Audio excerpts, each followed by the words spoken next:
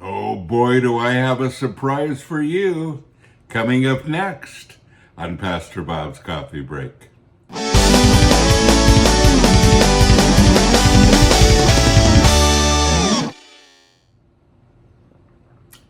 What am I drinking in this mug? Glad you asked. So, we have some new coffee. Hardcore. Look at there. Hardcore. A dark blend. You say, well, you already have a dark blend. We are improving it, and this is the new and improved, and it's called Hardcore. But wait, there's more. Not into hardcore, a little more into the melodic side of things. Okay, we have that as well. Hardcore, melodic, dark, light. And these are our two new blends that will replace the other blend that we called Intense. And these are wonderful. And I'm excited to announce them today.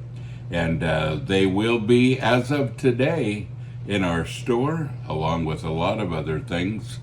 But that's not all either. Folks, here's an announcement that I've been waiting to make for a very long time.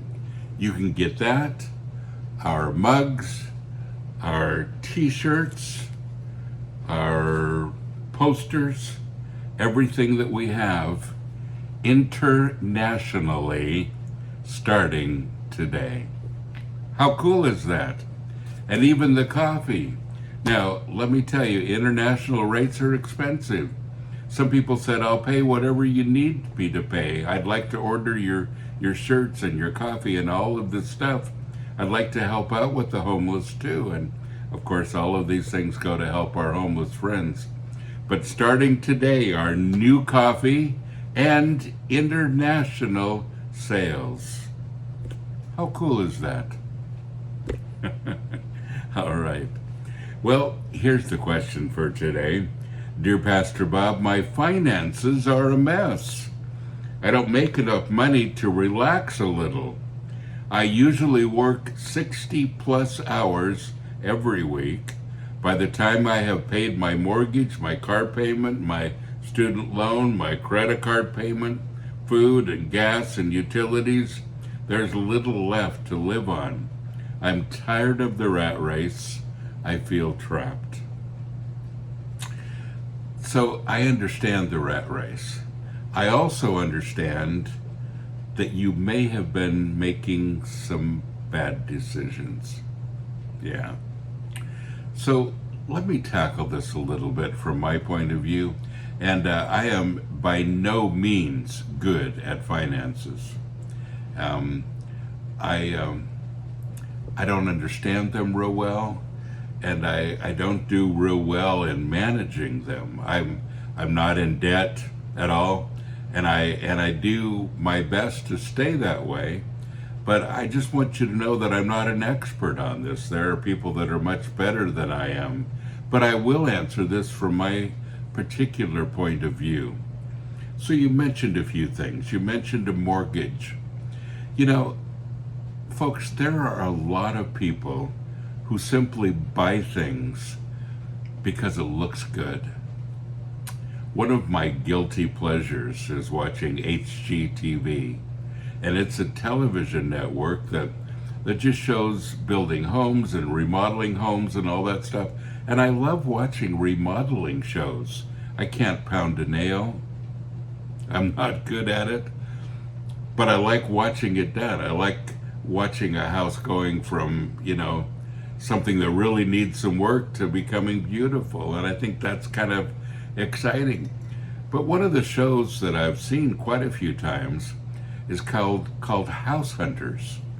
And it's people that are looking for a home, and they visit different homes and they decide which one they're going to buy. And as people are looking, the number one criteria that I hear them have almost every time is that it needs to have curb appeal and it needs to be impressive. And the whole thing is all about, showing people that they've arrived and that they have this beautiful home, and it needs to make a statement. And I think we've forgotten what this is all about. That's a house. A home is where you live and raise a family, and you feel comfortable, and you nurture, the people in your life. People are buying a house and they say, I'm looking for a home. Well, if you're looking for a home, then those aren't the criteria. But we buy to impress. And a lot of people get way in debt trying to impress other people. And when you make a statement that I've arrived, what you're really saying is, I've arrived with a whole lot of debt. Yeah. So mortgage, a car payment, don't do that. People get way over their heads with their cars. It's been many, many, many years since I've bought a new car. I can't even remember when the last time was. It's been decades since I bought a new car, and I had not always made good choices in buying a car. It's my weak point. I love cars. But buying a car that is used and has some mileage on it that has come way down in price is a really good idea. And then whenever I buy a car, I begin saving for the next one. That's important. And I've always had an account where I put money in every month. And when it's enough to purchase another car, then I do. Otherwise, I don't. And it's been, again, a long time since I bought a car that I didn't pay cash for. Now, I don't have the newest car. I drive fancy cars. I like that. I spend a lot of time in the car, especially when I do book tours or road trips. And I have my mom that I take around, and we do it in a nice car, but it's not new by any means. And it hasn't been that expensive, and it's cash.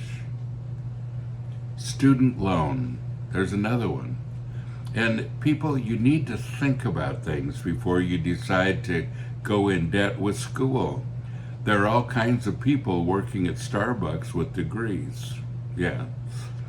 Make sure that you're getting something that is going to be able to be marketable. Don't just get a degree that doesn't even, colleges are really good at giving you something you don't need many times. And that isn't always true. But some people work so hard for a degree that they will never use, and the debt is insurmountable. And really think before you do that. And some people say, well, you got to go to college. No, you don't. There are a lot of alternatives to college. Please don't go into that kind of debt unless it's for a specific reason, and you know that you can get a job afterwards, and you know that you'll be able to pay that debt back. Credit card management. It's so easy to spend with a credit card. So easy. Start using cash instead. When you spend with cash, you don't spend as much. And stop using credit cards if you can.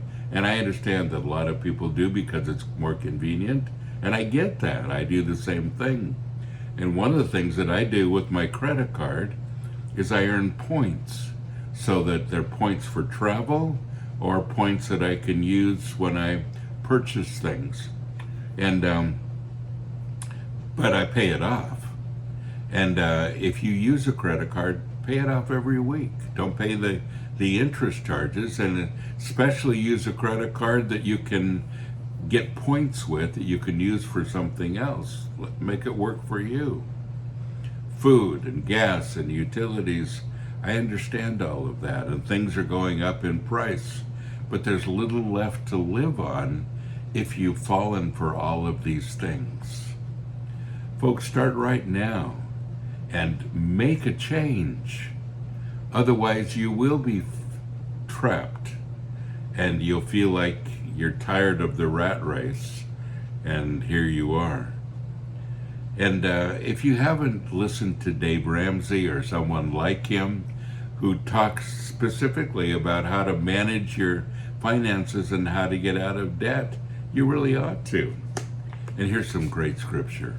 It's found in Luke chapter 14, verses 28 through 30, and he says, "For which of you, wishing to build a building, does not first sit down and calculate the cost, to see whether he has sufficient means to finish it?